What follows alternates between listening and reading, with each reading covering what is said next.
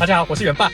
那下午有一位 Prelia 的车主反映他的底盘有异音，那经过上一家保养厂检查找不出原因，那需要我们协助他们检测出它的音处。那我们一样启动机档的模式，那开始用异音听诊器检查它的异音。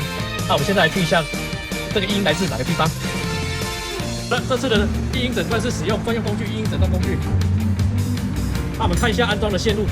这次的问题比较简单，我们安装了2条线路在避震器上方，中心螺丝以及旁边的螺丝，那进行检测。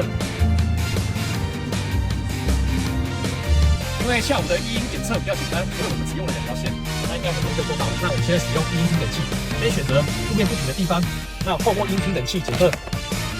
好，我们来听一下。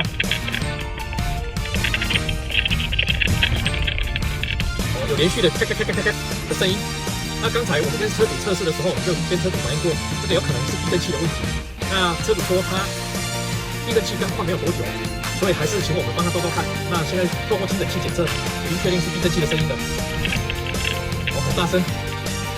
好的，那我们就可以回去跟客户说他的异音处是在哪里。那我们问题成功解决。有关汽车维修相关资讯，请持续关注我。我是远爸，感谢大家。